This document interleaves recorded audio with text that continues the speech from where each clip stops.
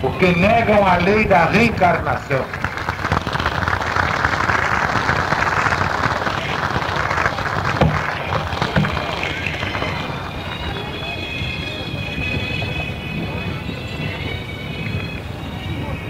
A reencarnação existe para o aprimoramento do indivíduo e das coletividades.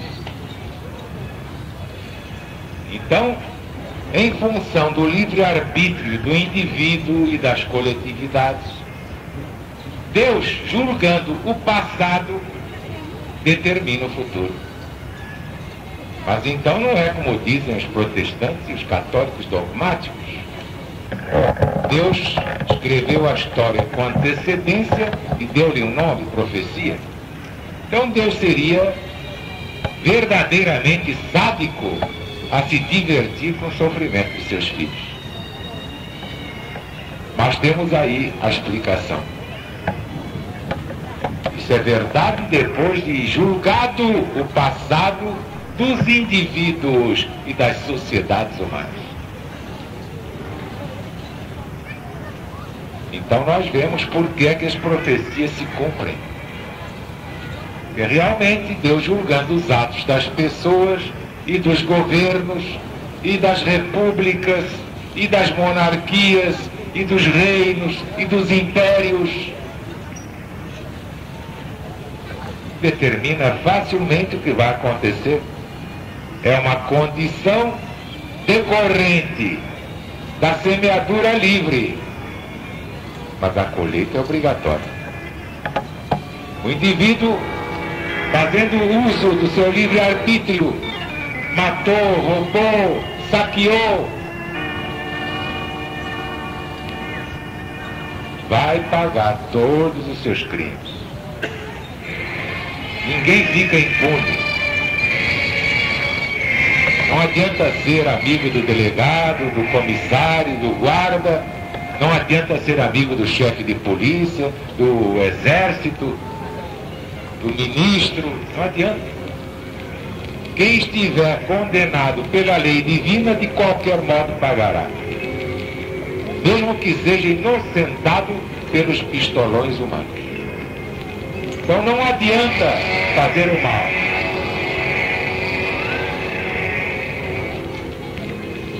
Não adianta querer desafiar a lei de Deus, porque cada um vai colher exatamente aquilo que semeou.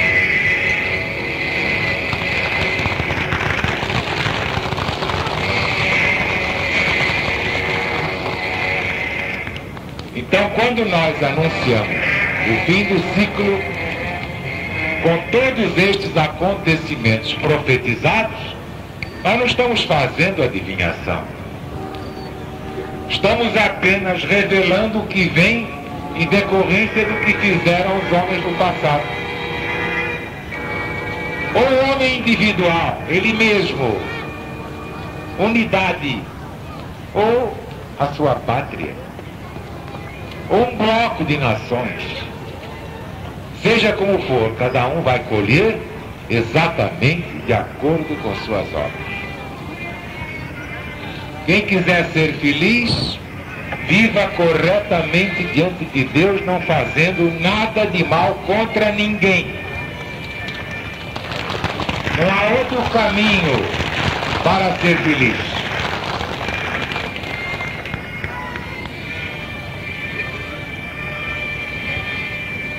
Muitos poderiam alegar que a Bíblia tem muitas passagens escabrosas. Tem. Ué, a Bíblia não é feita pelos homens? A Bíblia não veio do céu? Não foi feita por anjos? Como tudo é feito pelos homens, a Bíblia foi feita pelos homens. Mas homens que usaram de um fator muito sério chamado inspiração, ou mediunidade hoje, ou carisma, para receber do alto as coisas mais elevadas na forma de profecia. Mas o resto é a parte humana.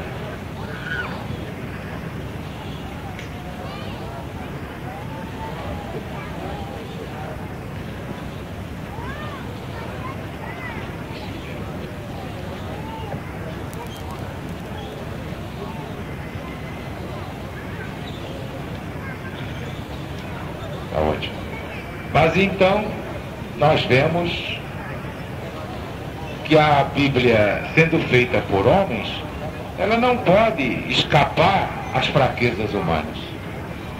Nenhum autor bíblico deixa de dar a sua colaboração pessoal. E é aí que se estrepa. Mas onde Deus deu a sua cooperação, e quando se fala em Deus, diga-se Jesus, tudo isso é certo, é infalível, aconteceu, acontece e acontecerá.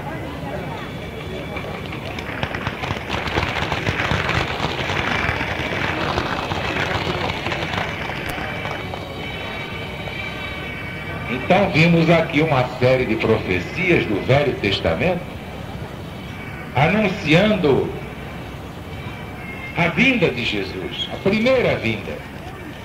E realmente todas elas aconteceram. Nenhuma falhou. Houve um profeta chamado Isaías, no Velho Testamento. Esse então passou a ser cognominado o quinto evangelista, porque praticamente, dizem os críticos, escreveu um evangelho antecipado. Tudo que ele predisse de Jesus aconteceu. Mas não somente ele, outros profetas, inclusive o livro dos Salmos, com muitas passagens que foram confirmadas na vida de Jesus, na sua primeira vinda.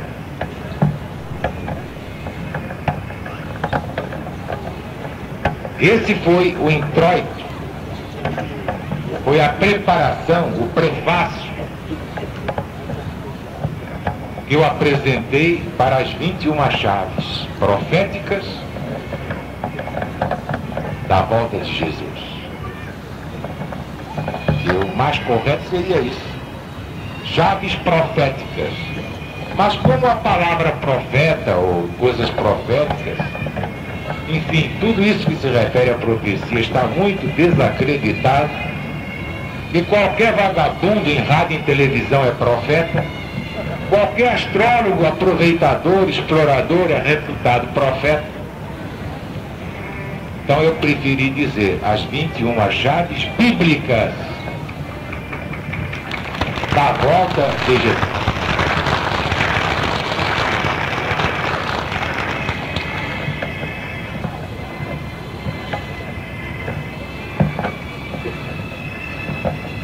A experiência nos mostra que assim como se cumpriram todas as profecias da primeira vinda, é claro que se cumprirão todas as profecias da segunda vinda do Cristo. Nós vamos então, a partir de agora, apresentar as 7 primeiras chaves.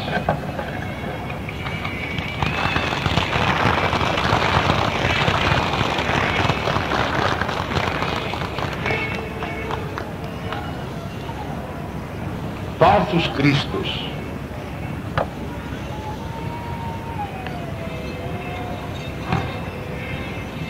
Ao contrário do que muitos pensam, o Pentecostes não foi a volta de Jesus. Muitos disseram isto. Nem a destruição de Jerusalém. Quando aconteceu a destruição de Jerusalém, profetizada por Jesus, acharam que era simbolicamente a volta de Jesus.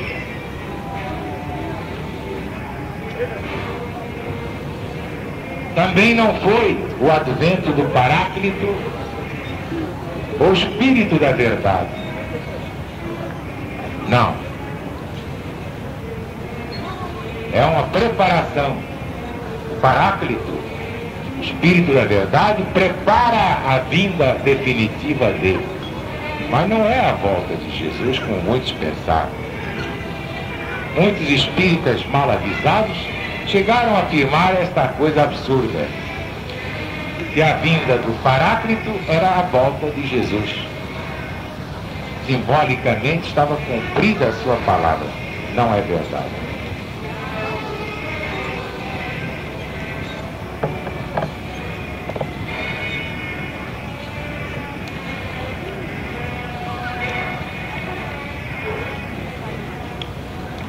volta do Cristo será real.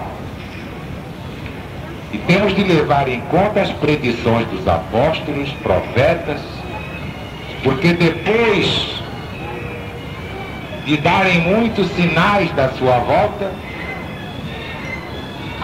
finalmente veio Jesus e deixou bem claro que estes dias são dias de vingança, para se cumprir tudo o que está escrito. Temos também de esclarecer o sentido desta assertiva do Cristo. Em verdade eu vos digo que esta geração não passará da terra sem que tudo isto se cumpra. É mais uma prova da reencarnação. Do contrário, como aquela geração poderia permanecer no mundo até o fim dos tempos? Meditem bem. Esta é uma prova dada pelo próprio Jesus da reencarnação. Em verdade eu vos digo que não sairão da terra, não sairão deste planeta que eu fundei, todos esses que estão aí, toda esta geração. Ora, como é que eles poderiam durar na carne até a volta de Jesus? Até o fim dos tempos. Agora se explica. De reencarnação em reencarnação. Assim eles poderiam permanecer.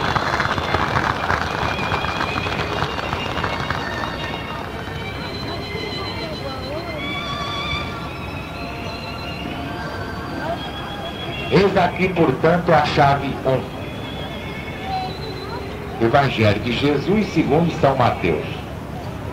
O próprio Jesus falando: vede que ninguém vos engane. Virão muitos em meu nome dizendo eu sou o Cristo, e enganarão a muitos.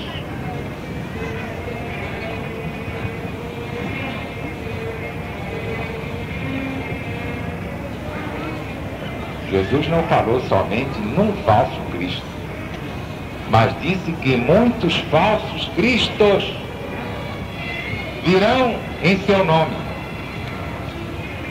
Portanto, estejam atentos. Devemos aguardar falsos cristos no tempo do fim. Vocês já se detiveram na análise dos falsos cristos? Claro que eles não vão dizer, eu sou Jesus, eu sou a reencarnação de Jesus. Eles dizem por outras maneiras.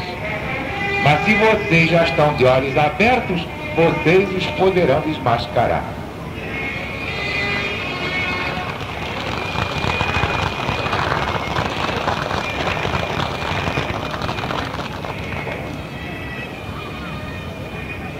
Hein? Antes de Zaru, nós estávamos vivendo enganados.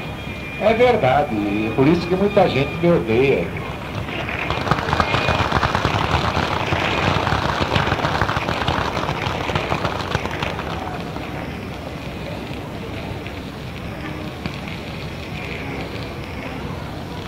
Chave 2. Evangelho de Jesus segundo São Mateus, capítulo 24, versículos 6 e 7.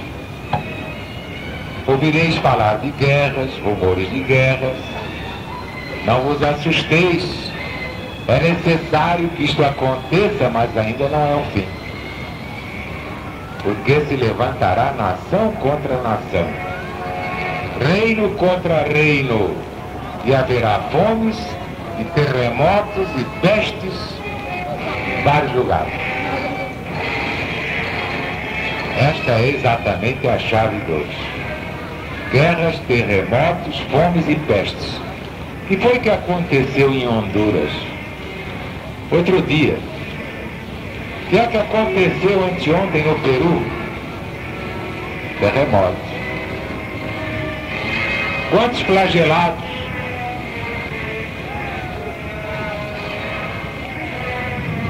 tudo está acontecendo debaixo dos olhos da humanidade desprevenida, da humanidade distraída, mas vocês não são distraídos.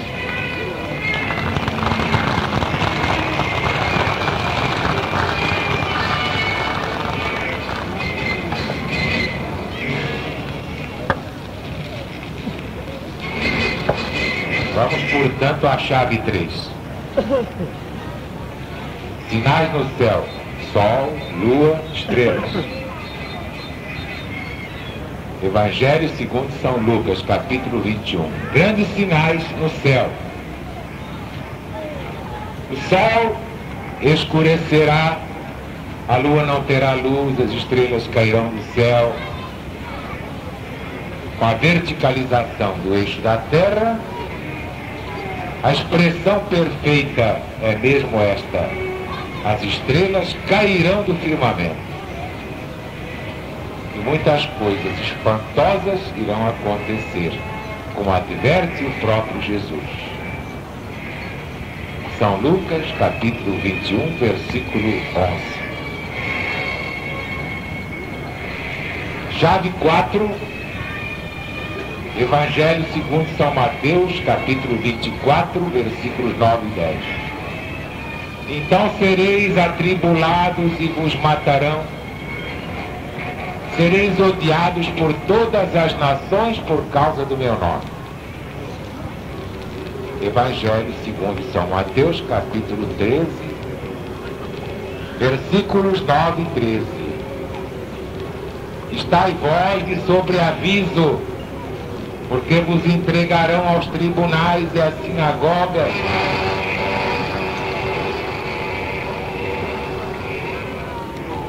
Sereis açoitados e vos farão comparecer à presença de reis e governadores por causa do meu nome, para lhe servir do testemunho. Aquele, porém, que perseverar até o fim, será salvo. Parte desta profecia se cumpriu nos cristãos chamados primitivos. Foram mortos por todos os meios imagináveis, inclusive atirados às feras nas arenas do Império Romano. Os cristãos do Novo Mandamento, no final deste ciclo, já estão assinalados por Deus para sobreviver à nova perseguição do Anticristo. Vejam que a profecia une romanos e judeus aliados contra o cristianismo do Cristo, e fala em sinagogas. Essa parte já se cumpriu. Mas vem aí a segunda perseguição contra os verdadeiros cristãos. Já teve seu início na perseguição contra a LBV. Quem é mais atacado e perseguido do que o presidente da Legião da Boa Vontade?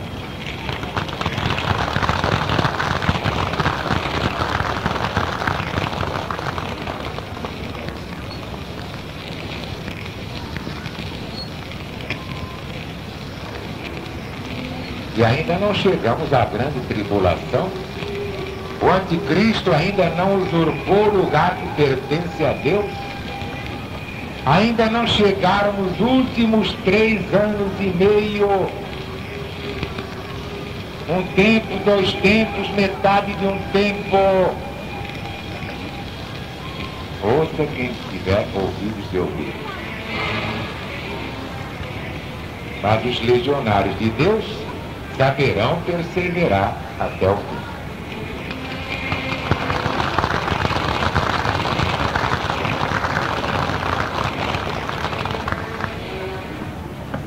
Chave 5, primeira epístola de São Paulo a Timóteo, capítulo 4, versículo 1. Ora, o Espírito afirma expressamente que nos últimos tempos alguns trairão sua fé,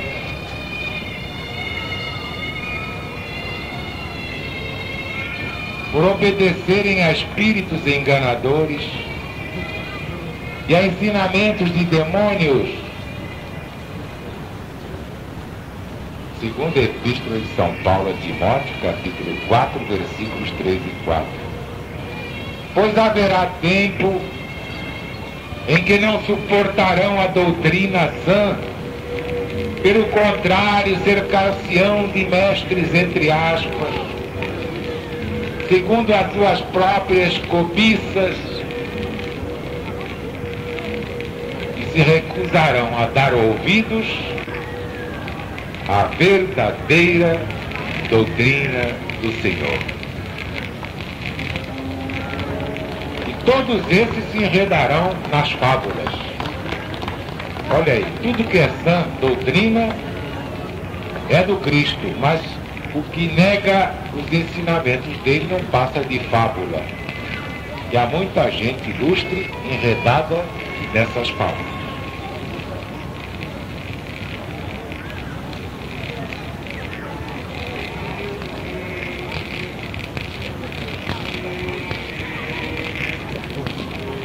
Eis que já estamos nos últimos tempos. E alguns líderes a serviço do anticristo vêm abertamente agindo contra o povo de Deus. Eles se rodeiam de mestres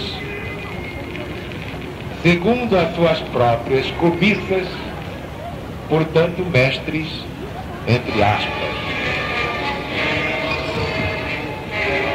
e caem no laço dos piores desertores da fé, que são os obsessores neste final de ciclo. Então fundam alianças de traição, envolvendo pobres criaturas de fraca, insuficiente fé, vítimas da maior desgraça humana e a ignorância da lei de Deus. Quem não sabe Apocalipse, já não sabe mais Evangelho. O Apocalipse é o Evangelho moderno. Como acabarão essas alianças geradas pela inveja e pela cobiça? O próprio Jesus nos alertou. Muitos hão de se escandalizar, trair e odiar uns aos outros. Nenhuma instituição estará livre dessa tragédia. Cada uma delas terá os seus traidores. Nem mesmo Jesus poderia evitar esse flagelo. Os iscariotes são de todos os tempos e de todos os lugares. Mas é necessário que assim seja, para se cumprir a Escritura, isto é, a profecia. Nós, legionários de Deus, sabemos que haverá no mundo apenas a minoria escolhida dos cristãos quando Jesus voltar. São os sobreviventes.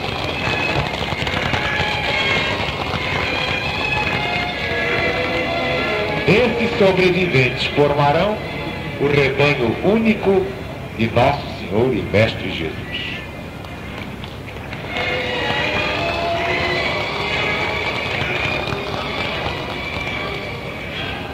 Chave número 6.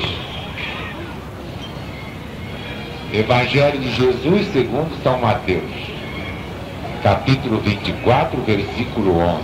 Se levantarão muitos falsos profetas para enganar a muitos. Observemos que Jesus disse muitos falsos profetas. À luz do seu novo mandamento revelado, falso profeta é muito mais do que geralmente se pensa. Todo pregador da Bíblia, qualquer pregador de religião, seja qual for o mestre de ordem religiosa ou espiritualista, que não esteja integrado na verdade de Deus através do Cristo, não passa de um falso profeta.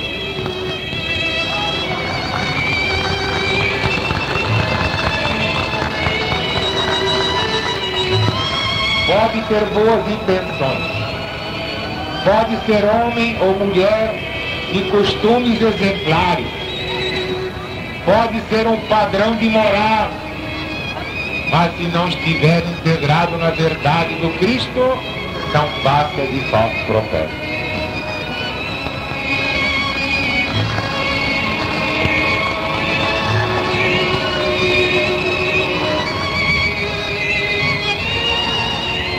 Infelizmente, somos obrigados a dizer que o mundo está sendo conduzido pelos falsos profetas.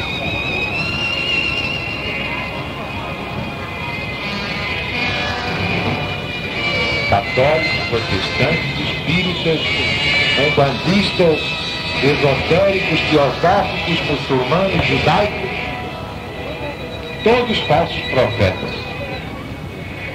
E toda essa multidão de gurus que agora exploram a credulidade pública através de yogas, hatha yogas, desata yogas, profundamente ignorantes e supersticiosos, iludindo o povo brasileiro.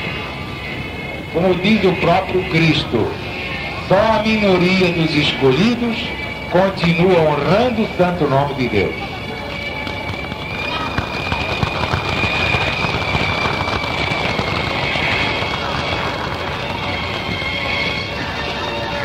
Chave número 7. E logo depois desta chave número 7, os menestréis farão seu programa. Voltarão no outro grupo de 7. E depois no final das últimas 7.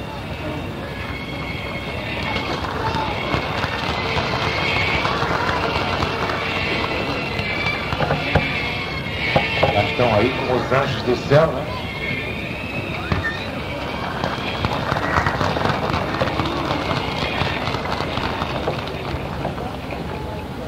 Vamos então à última chave deste primeiro grupo, chave número 7. Evangelho de Jesus segundo São Mateus, capítulo 24, versículo 12. E por se multiplicar a iniquidade no mundo, o amor de quase todos esfriará. Segundo a Epístola de São Paulo a Timóteo, capítulo 3, versículos 1 a 5. Sabe, porém, isto, nos últimos dias, isto é, nos últimos anos, sobrevirão tempos difíceis. Os homens serão egoístas, avarentos, jactanciosos, blasfemadores, arrogantes, desobedientes a seus pais, ingratos, irreverentes, desafeiçoados, implacáveis, caluniadores, sem domínio de si próprios, cruéis, inimigos do bem, traidores, atrevidos, enfatuados, mais amigos dos prazeres materiais do que mesmo de Deus, tendo forma de piedade, mas negando a piedade em seus corações. A iniquidade está tomando conta do mundo. Quase tudo que acabamos de ler está acontecendo neste momento em todo o planeta. E ainda mais como lemos na Gênese mosaica. É capítulo 6, versículos 5 e 11. É capítulo 6, versículos 5 e 11. Viu Deus que a maldade do homem se havia multiplicado, que era continuamente mal todo o desígnio do seu coração. A terra estava corrompida à vista de Deus, cheia de violência. Daí a profecia do próprio Jesus, assim como foi nos dias de Noé, assim também será na volta do Filho de Deus. Comiam, bebiam, casavam, davam-se em casamento, até o dia em que Noé entrou na arca, veio o dilúvio e os arrastou a todos. O mesmo aconteceu nos dias de Ló. Comiam, bebiam, compravam, vendiam, plantavam e edificavam. Mas no dia em que Ló saiu de Sodoma, choveu do céu fogo e enxofre e destruiu a todos eles. Assim será no dia em que voltar o Filho de Deus. Aí está o quadro não total dos nossos dias. Mas Jesus se refere aos desregramentos humanos, principalmente à sodomia, palavra derivada de Sodoma, terra dos homossexuais. Que vemos hoje na Inglaterra homossexualismo oficializado, amparado na lei. O aborto legalizado nos Estados Unidos. A pornografia entronizada na Dinamarca. Em quase todos os povos civilizados, o conflito de gerações, filhos desobedientes aos pais, a violência, assaltos a pessoas e instituições, raptos, sequestros, atentados sexuais coletivos, campeando por toda a parte. É a corrupção, é a subversão, é a hipocrisia que Jesus define como o fermento dos fariseus. É a falsa humildade, semeada pelos falsos profetas de todas as religiões, esfriando a fé e o amor de tanta gente despreparada.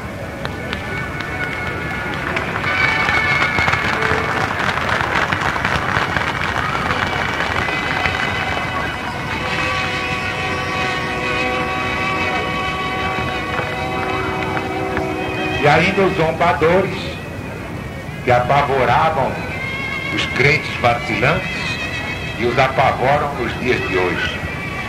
É feio crer em Jesus. É ridículo ter uma religião. Isso é coisa de velhas doentes, solteironas, beatas. E perguntam, Jesus vai voltar? Mas como se ele nunca existiu? E foi por isso que São Pedro profetizou na sua segunda epístola, capítulo 3. Nos últimos dias virão escarnecedores com seus deboches, seguindo as próprias paixões, perguntando-vos assim: em que ficou a promessa da volta de Jesus? Por muito menos, o mundo foi afogado no dilúvio pelas suas próprias mãos. Ninguém suponha que a iniquidade atingiu seu ponto máximo. O pior ainda vem por aí. Sem que a polícia, sem que o exército, sem que o governo dos povos possam fazer coisa alguma. Somente Jesus acabará com tudo isso quando voltar.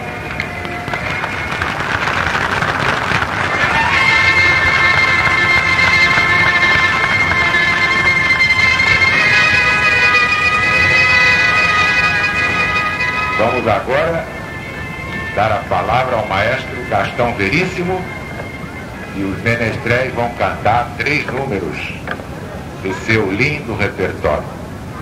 E voltarão nas segundas, ou melhor, nas intermediárias 7 chaves da volta do Cristo de Deus.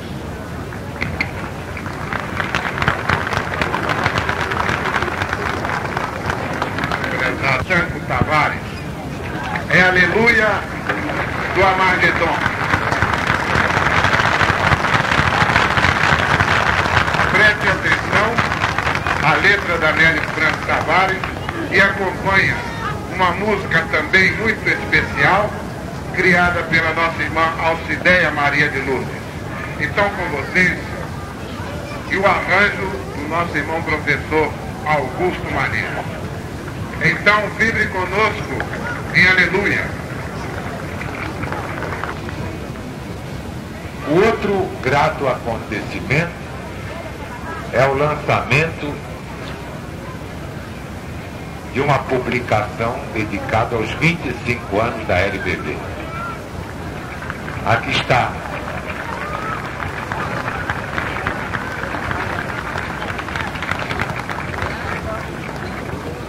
"25 anos de pioneirismo da Legião da Boa Vontade. Tudo que a LBV inovou, renovou." Muita gente poderia fazer confusão, poderia pensar que esta é igual àquela outra publicação, com o mesmo nome de Religião de Deus. Não. A Religião de Deus é a proclamação de uma nova religião não feita por homem nenhum. Esta é a parte material inspirada por essa religião de Deus.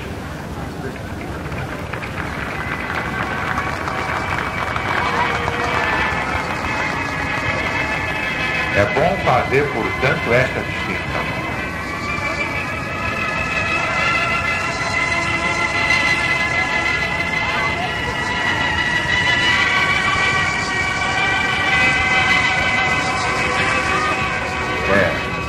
Nossa irmã Nelly está sugerindo que sejam feitas fotografias da massa legionária com esta publicação na mão, como fez com a outra no ano passado, que é para ser então esta publicada no ano que vem, outra publicação da LBV. É exatamente isso que vocês vão fazer depois, para o fotógrafo fazer um apanhado maravilhoso. Tá bem? Tratem de se munir das suas publicações. Religião de Deus. Ou será que dá para fazer agora? Porque muitos ainda não adquiriram e vão tendo tempo de adquirir seu exemplar para poderem figurar na fotografia.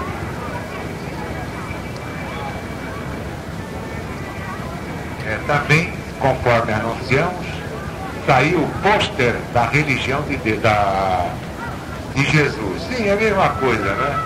Ele é a nossa religião de Deus. Aí está, que beleza, né?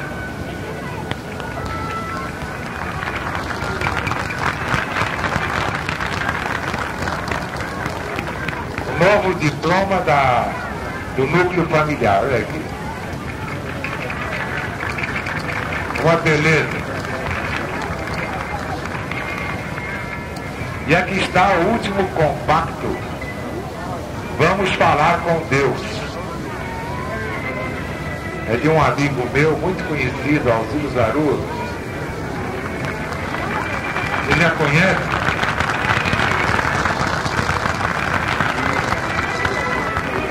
Aí está ele. Tem 4 joias para que os legionários, nas horas sombrias, possam ganhar força, elevando o seu pensamento ao Cristo de Deus.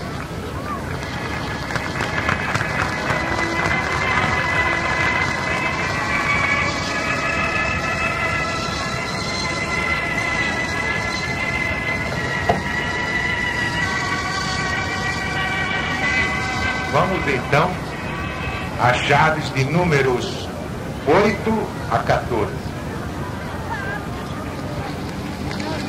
Eu vou resumir porque não dá tempo de ler. É muito longo. Vocês vão ter isso no livrinho de dezembro. Aí vocês podem ler com calma em casa. Eu posso explicar com mais pormenores.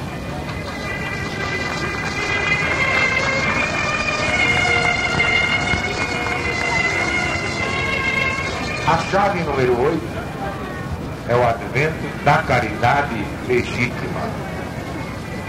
Porque ninguém sabia praticar caridade até que Jesus veio mostrar que a caridade não é apenas dado que sobra. Então ele veio mostrar que há mais caridade nos 2 leptos da viúva pobre no gasofilato. Porque Jesus observou como os outros botavam lá grandes importâncias em dinheiro. E aquela viúva pobre colocou apenas 2 leptozinhos. Mas Jesus disse, ela deu mais do que eles, porque eles deram do que lhes sobeja, não é vantagem, mas ela deu do seu próprio sustento.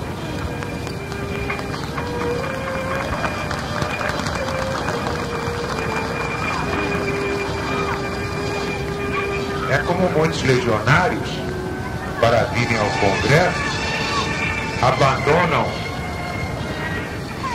todos os cuidados e previdências e às vezes lançam mão daquilo que talvez lhes possa fazer falta. Mas Jesus está vendo esse sacrifício. Jesus está se comovendo com esse esforço, porque esta é a caridade legítima. É a caridade eterna de que participa o coração.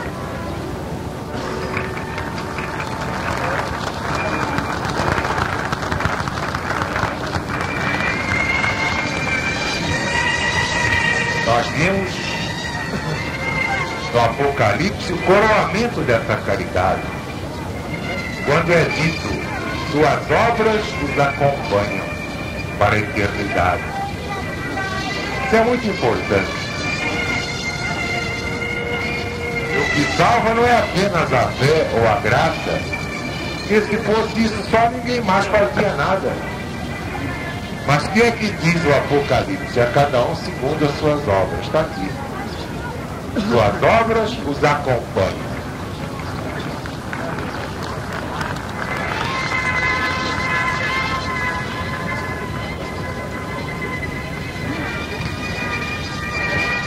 Mas no Evangelho, Jesus diz que a verdadeira caridade é muito mais do que um gesto mecânico de se livrar da pessoa infeliz. Porque ele diz claramente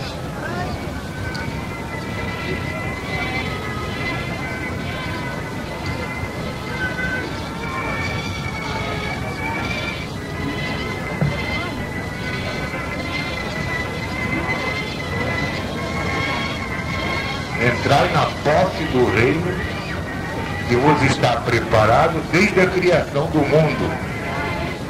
Porque tive fome e me deste de comer, tive sede e me destes de beber, era forasteiro e me hospedastes, estava nu e me vestiste, enfermo e me visitaste, preso e me fostes ver. Que é a caridade do lar da boa vontade do Belo Horizonte? Espiritual. Isso é caridade. Essa é a verdadeira caridade da LBV. E é do Cristo de Deus.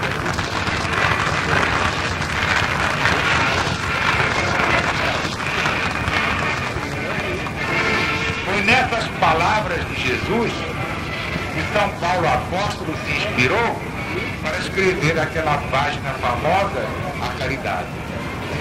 Eu poderia dar uma fortuna ao pobre e não fazer caridade. Não é só dar dinheiro, não. Isso os ricos fazem pensando que vão para o céu. Mais importante é isto. É dar o coração, dar o amor com ajuda material. Essa é a verdadeira caridade. E esta é plenamente exemplificada pela LBV.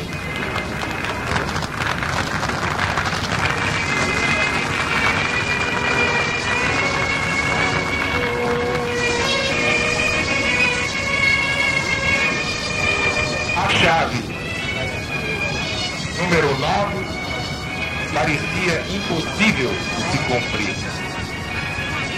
A volta dos judeus a Jerusalém. E quem fez a profecia? O próprio Jesus. O Evangelho segundo São Lucas está lá. Até que se completem os tempos gentios. E logo que se completaram, os judeus voltaram a Jerusalém. É mais um sinal muito sério da próxima volta do Cristo de Deus. Vai se cumprir.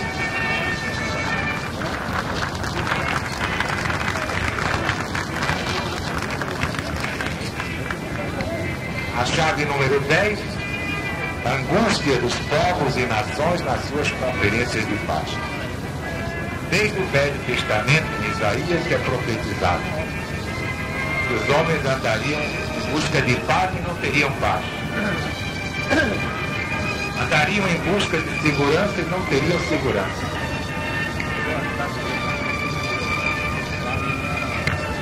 E qual é a mesa de ONU, ou Liga das Nações, que pode trazer paz à Terra? Ainda mais. Nenhum. Só Jesus pode fazer isto.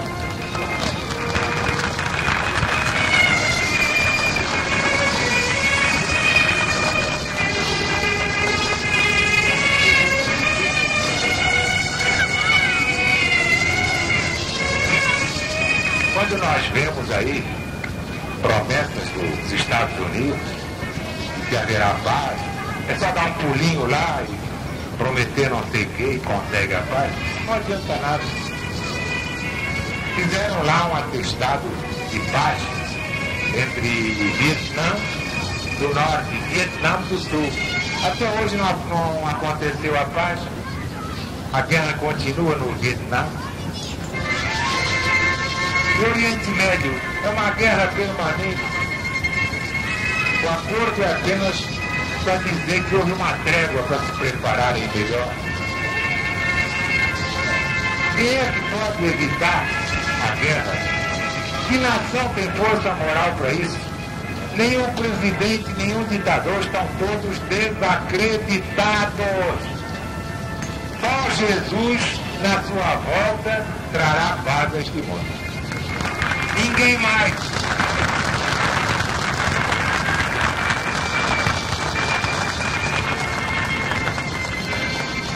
Então sim, haverá paz e segurança.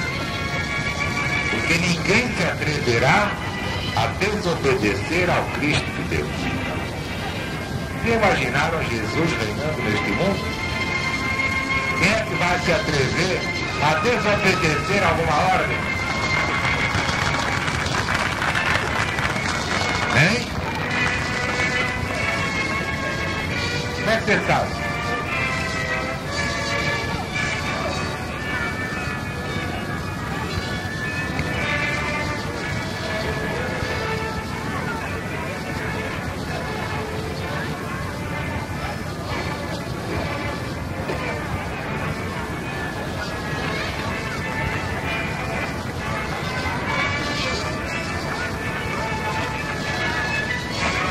Evangelização mundial.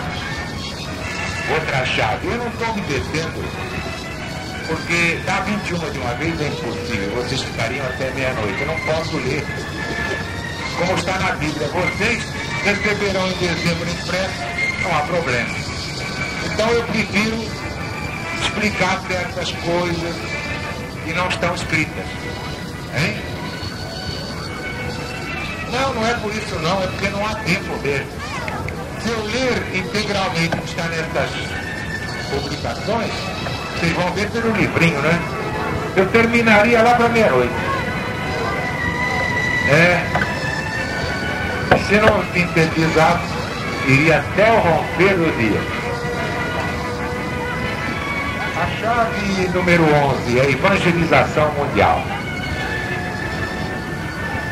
Jesus dizendo, meu evangelho será pregado a todas as nações. Só então virá o fim. Na verdade, os protestantes lançaram no mundo as chamadas viagens missionárias. Também a Igreja Católica tem suas colônias pelo mundo. Mas é claro que não é uma pregação como nós quereríamos. Mas também a cada um é dado de acordo com o seu merecimento. Então os que não receberem a evangelização completa são aqueles que não ficarão na terra. Mas de qualquer modo levam a Bíblia ao pé da letra, mas levam.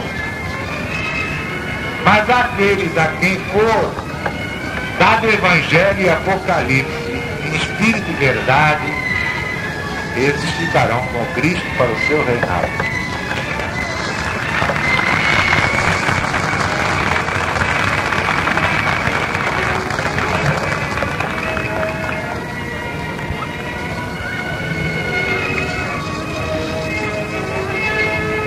Na chave 12,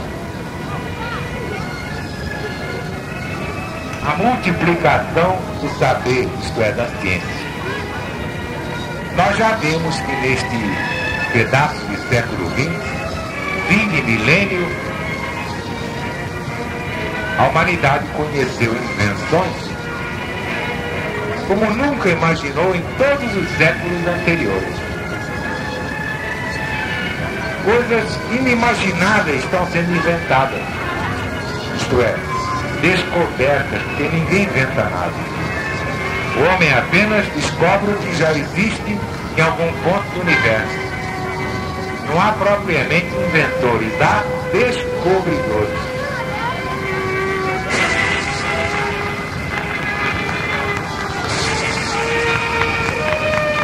E como eu provei, tudo isso está anunciado, profetizado na palavra de Deus.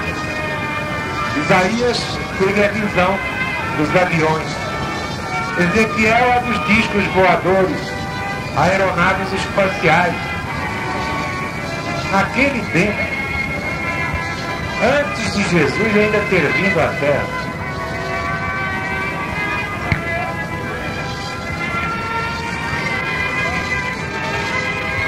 então diz o profeta, o saber se multiplicará de tal maneira que os perversos viverão mais perversamente e nada entenderão. Mas os sábios, isto é, os humildes de coração, eles entenderão o cumprimento da palavra de Deus.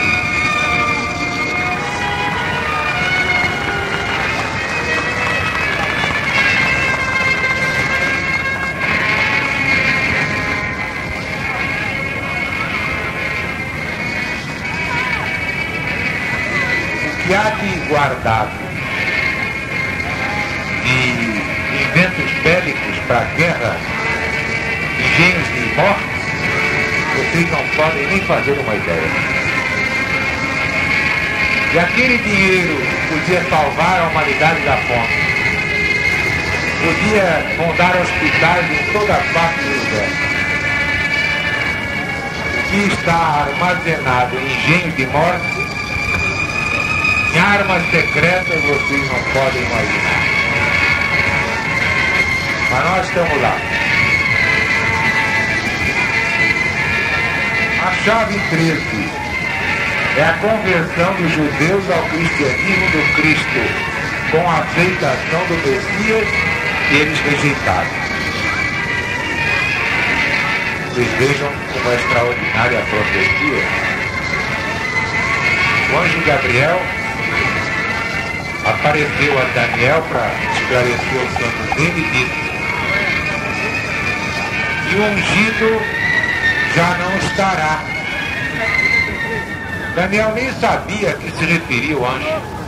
Jesus ainda não estava na terra, ainda não tinha vindo, nem tinha voltado. Mas ele, dando o cumprimento das 70 semanas de anos, deixou essa frase: o ungido já não estará. Então Cristo já terá subido ao céu. É por isso que no soneto que eu fiz, e que pediram que eu repetisse hoje, eu digo, quando Jesus volta: agora o ungido está.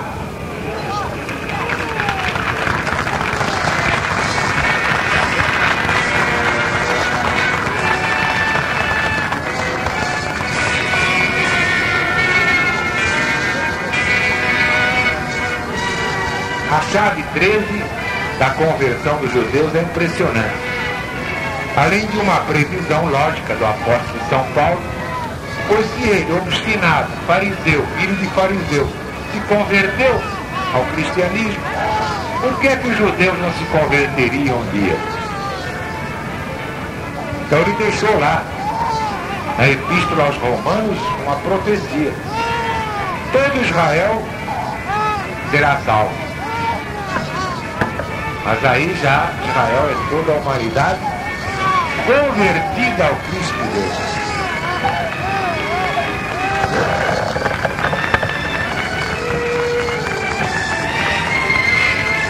Mas a grande profecia da conversão dos judeus é a do profeta Ezequiel, quando ele vê aqueles ossos amontoados. E Deus faz com que os ossos retomem a sua forma humana. Deus põe carne sobre eles, nervos, e eles voltam a ser criaturas. Claro que é o símbolo da conversão dos judeus. Mas os homens que estudam a Bíblia ao pé da letra pensam que se trata da ressurreição da carne. Não há reencarnação, coisa nenhuma. Que a gente fica lá dentro em ossos misturados, mas depois Deus põe carne e ressuscita todo mundo. E por isso não acreditam na reencarnação. Que coisa, hein, seu bem? Quanta gente ignorante, meu Deus do céu. Sem a reencarnação, nada se explicaria. Nem Jesus poderia deixar ser publicada a Bíblia, que teria que sair correndo. Né? Teria que sair correndo. Porque o que sai numa época é apropriado à própria época. Para isso Jesus disse, eu vos mandarei o Paráclito. E ele virá retificar o que estiver errado, o que já estiver ultrapassado.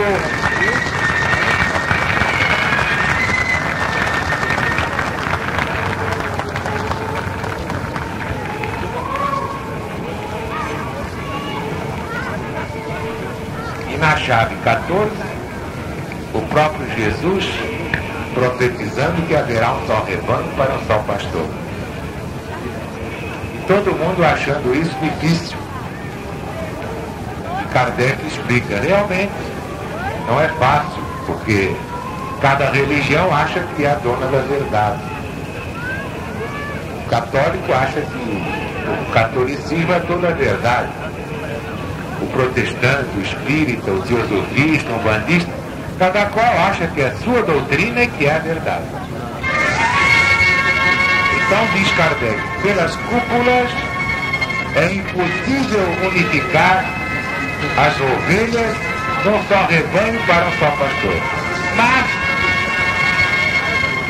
como isso é da vontade de Deus, a união não começará nas cúpulas, mas por baixo na massa do povo. E é o que está acontecendo na LBV.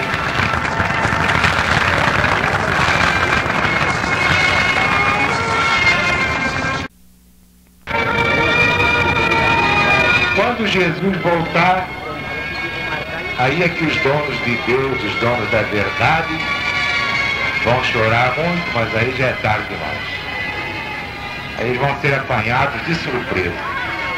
Eles vão ver que as ovelhas não lhes pertencem, nada lhes pertence e nada representa nada junto a eles. O partido deles. Não estão nos planos de Deus. Ficarão reduzidos a ossos, como naquela visão do profeta Ezequiel. Todos os valentões, os bambambãs, os ditadores das religiões terão esse destino, inapelavelmente.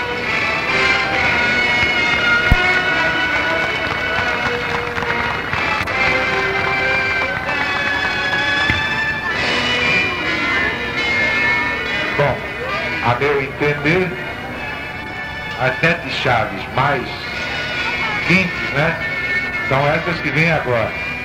Mas antes vamos ouvir 3 cânticos dos menestréis da boa vontade de Deus.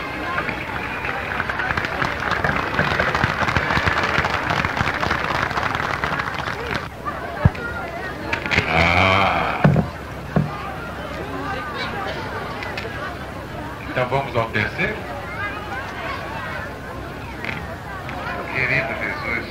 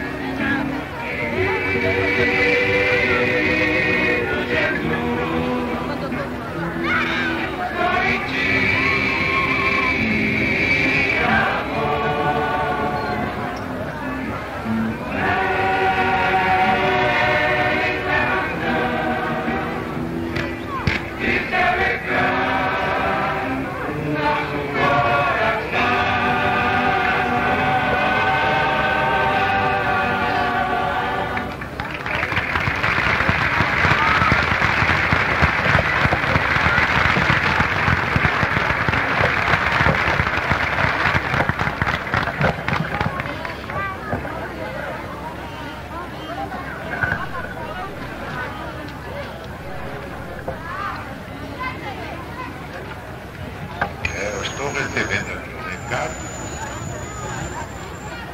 de Raul Lincoln pedindo licença para apertar minha mão. Pode subir aqui ao palanque. Tá bem.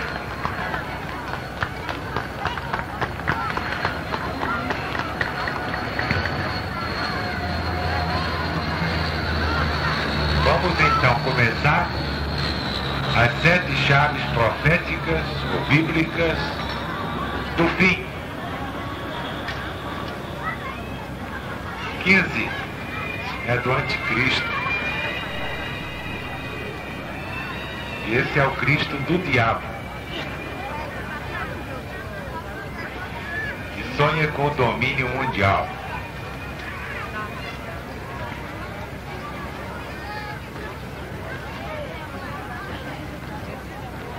É o Raul Lincoln?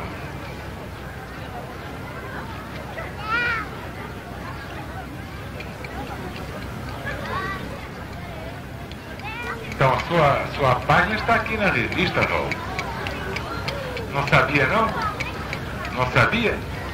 Ah, está aqui. Mas na chave número 15, nós vemos João, o evangelista, chamando a atenção para o anticristo e também para os anticristos.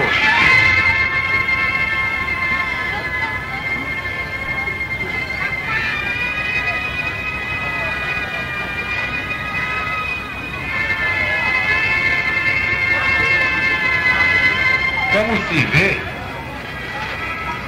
o evangelista profeta fala de anticristo, no grego anticristos, e de muitos anticristos, definindo os inimigos de Jesus, incluindo aí os falsos cristos, em grego pseudocristói.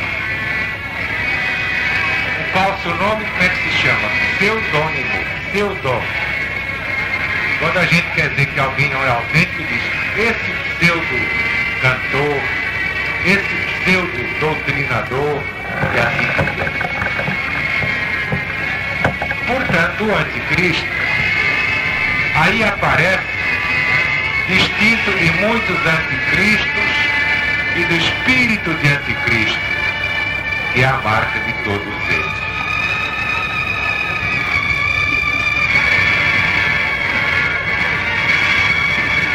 Todos eles negam Jesus, negam Cristo.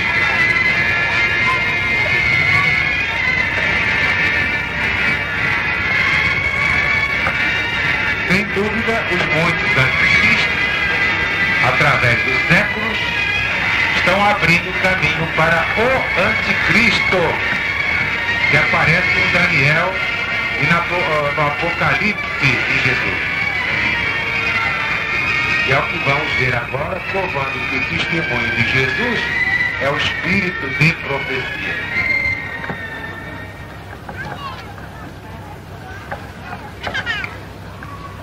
Então, a seguir, vemos o próprio Jesus profetizar. Vejam que coisa imponente. Evangelho segundo São João, capítulo 5, versículo 43. Eu vim a este mundo em nome de meu Pai, e vós não me recebeis. Um outro virá em seu próprio nome, e vós o recebereis. Esse é o anticristo.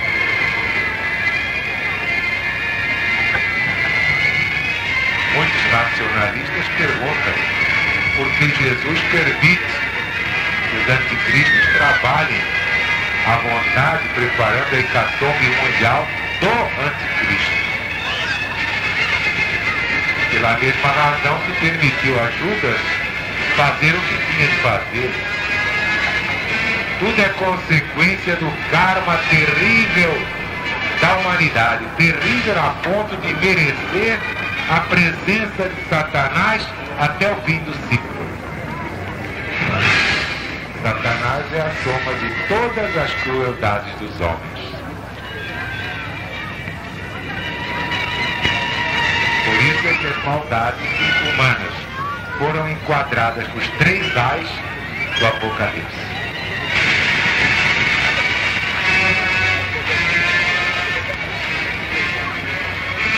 Agora vejam o pensamento do Bernard Shaw, aquele grande sarcasta. Confesso que depois de ter estudado a Terra e os homens durante 70 anos, não vejo outro remédio para a miséria do mundo, senão o caminho do Cristo.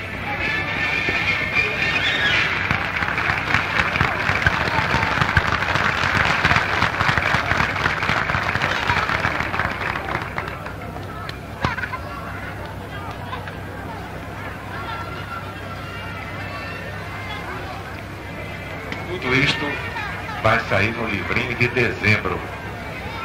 Faltam praticamente 2 meses só.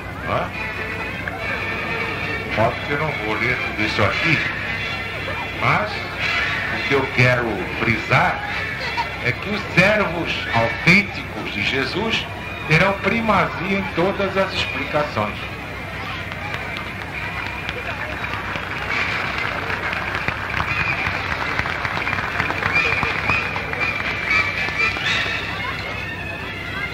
Então eu costumo recordar como é que o próprio Jesus manda fazer essa distinção. Ele diz: revelação de Jesus, que Deus lhe deu para mostrar aos seus servos as coisas que em breve acontecerão. E que ele, enviando-as por intermédio de seu anjo, notificou ao seu servo João. Vocês estão vendo? Aos seus servos. Aos servos não haverá mistérios. Para eles não haverá segredos. E tudo saberão para que se salvem.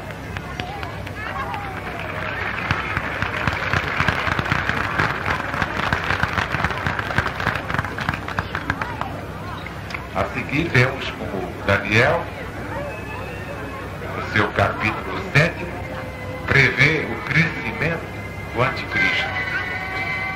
Depois disto, eu continuava olhando nas minhas visões da noite, e eis aqui o quarto animal terrível, espantoso, sobremodo forte, que tinha grande dente de ferro. Ele devorava, fazia em pedaços, pisava aos pés o que sobejava. Era diferente de todos os animais que apareceram antes dele. Tinha 10 chifres. Cada chifre é um reino, vocês já moraram lá. Então eu tive desejo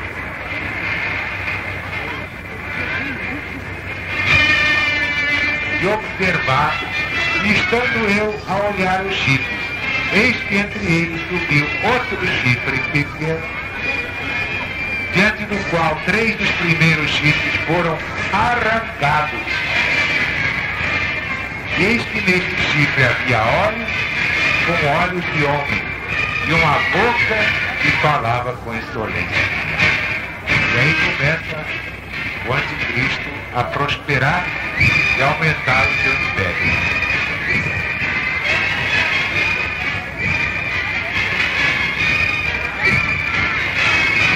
Depois eu estabeleço um critério de palavra de Deus. A palavra de Deus, profética, mas que nada tem a ver com as opiniões dos autores dos livros chamados sacros. Eles têm que botar lá suas impressões pessoais. Vocês já imaginaram Deus falando como no Cântico dos Cânticos? Fazendo declarações de amor? Não pode, não é? Então a gente vê que aquilo está certo, é a parte humana. Mas Deus nada tem a ver com isso. Dele é a parte exclusivamente divina, como o livro vai provar.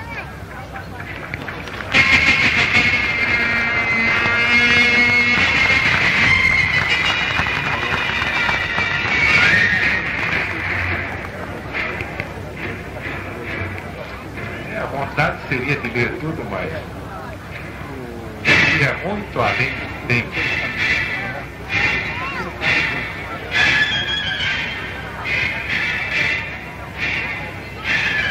Aqui eu relembro aquela mocidade legionária, foi aquela mensagem que eu mandei também ao soldadinho de Deus, prontos para enfrentar o anticristo, mostrando que o anticristo já está agindo ocultamente, mas ainda não se revelou. Vocês, estudando aquelas nações, as 4 de cima e as 10 de baixo, vocês de repente vão dar de cara com ele. Parecia uma infantilidade. Não é não, nós vamos centralizar toda a organização do anticristo em termos bélicos, para saber o que é que ele vai fazer. até que a pedra role, sem auxílio de mão, e caia sobre a estátua.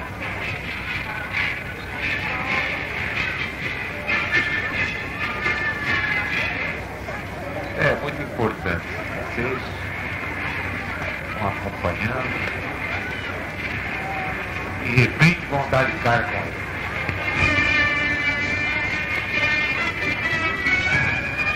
Agora nós vamos achar 16. É a abominação da desolação no lugar santo.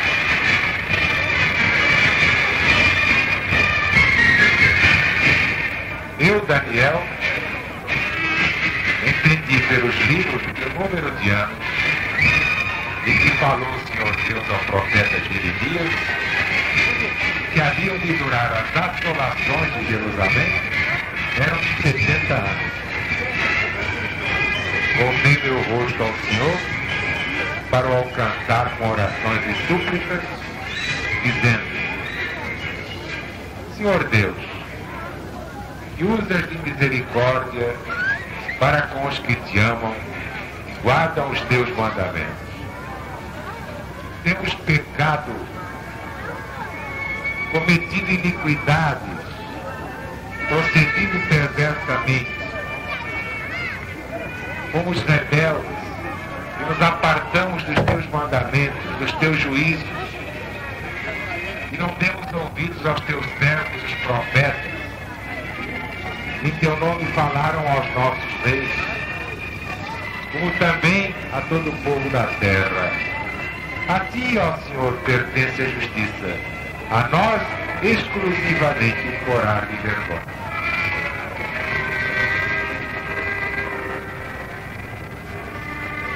Falava eu, ainda e orava, confessando o meu pecado e o pecado do meu povo Israel, quando o anjo Gabriel, que eu tinha presenciado na minha visão ao princípio, veio rapidamente, voando, e me tocou a hora do sacrifício da tarde.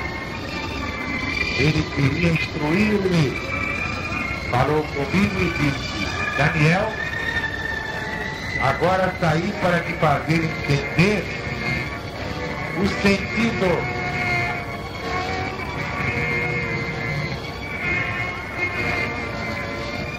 logo no princípio das tuas súplicas saiu a ordem, e eu vim para te esclarecer sobre isso, porque és muito amado.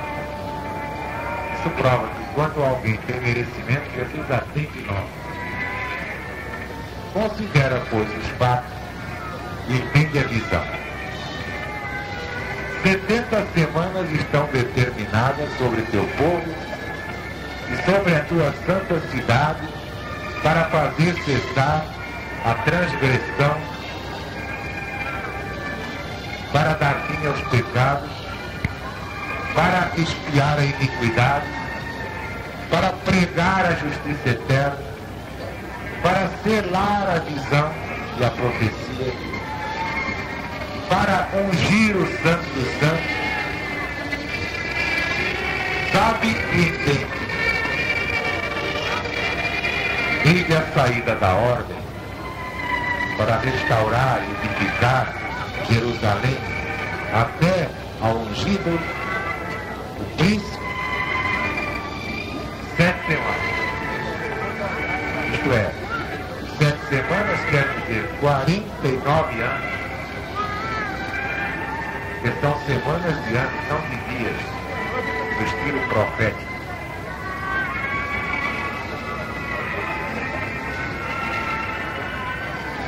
Em 62 semanas, isto é, em 434 anos, está tudo aqui calculado, trocado em miúdos aqui.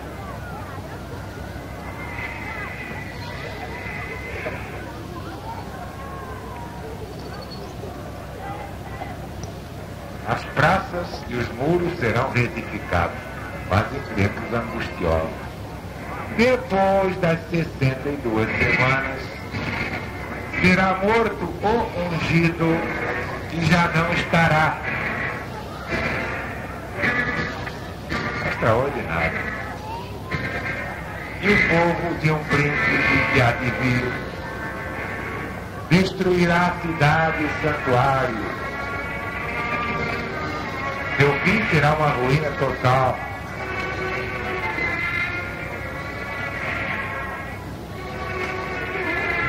E até o fim haverá guerra, desolações não determinadas. Ele fará firme aliança com muitos por uma semana. Aqui está o segredo. Nesta semana é que tudo se decide.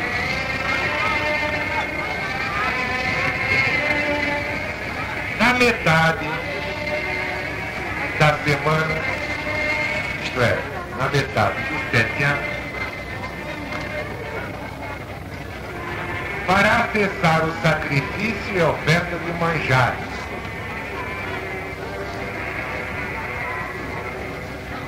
Sobre a asa das abominações virá o assolador, até que a destruição está determinada e derrame sobre ele. Essa é a tradução de João Ferreira de Almeida, porque a do Padre Marcos Soares já é diferente. Mas nós damos as duas para mostrar intenção.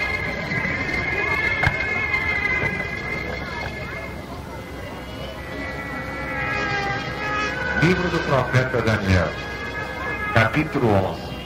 Dele sairão forças e profanarão o santuário, a fortaleza nossa. E hão de tirar o sacrifício costumeiro, estabelecendo a abominação desoladora.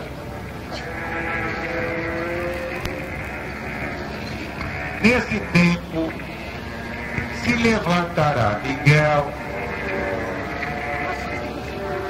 Olha aí, Mariquita. O grande príncipe, defensor dos filhos do teu povo. E haverá tempo de angústia, desde que houve nação até aquele tempo. Mas naquele tempo será salvo o teu povo, todo aquele que for achado escrito no livro. Muitos dos que dormem no pó da terra ressuscitarão, uns para a vida eterna, outros para a vergonha eterna. Os que forem sábios, portanto, resplandecerão com o fulgor do firmamento. E os que a muitos conduzirem à justiça de Deus, brilharão como as estrelas, sempre e eternamente. Tu, porém, Daniel, encerra as palavras e sela o livro, até ao tempo do fim.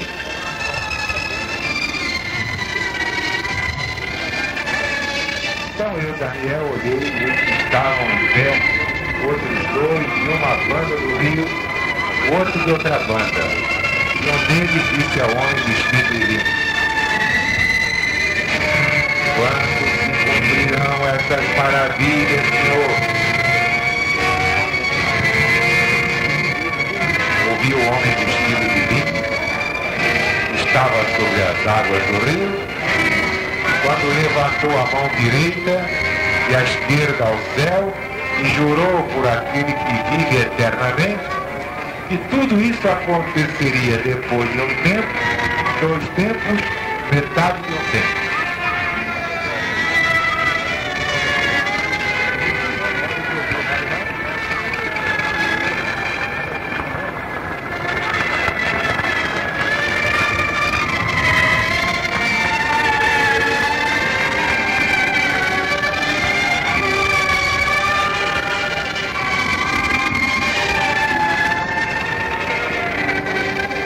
Quando se acabar a destruição do poder do povo santo, todas essas coisas se cumprirão.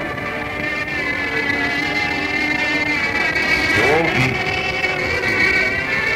mas não entendi. Então eu disse, meu senhor, qual será o fim dessas coisas?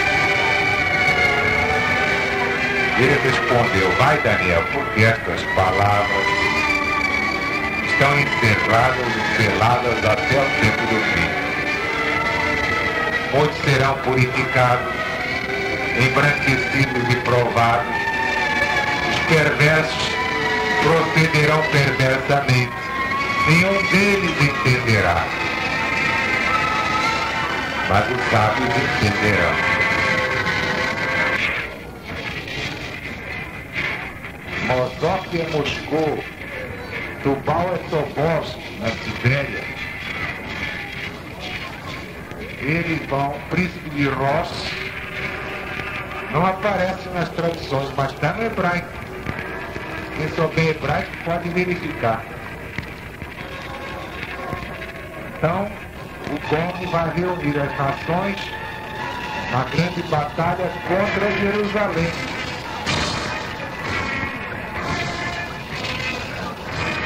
Quem é que vai ganhar essa batalha? Vai haver interferência divina. Isto é, de Jesus. Então Jesus vai ganhar.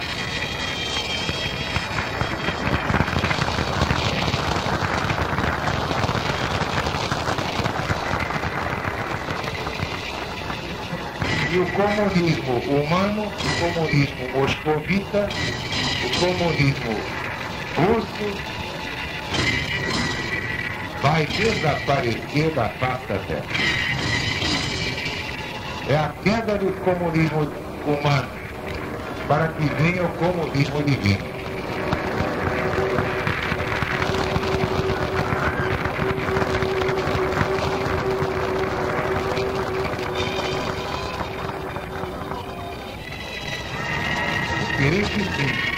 Esse será a igualdade total. Por quê? Porque a chave da igualdade é a lei universal da reencarnação. A cada um conforme o seu merecimento. Não há pistolões para Deus.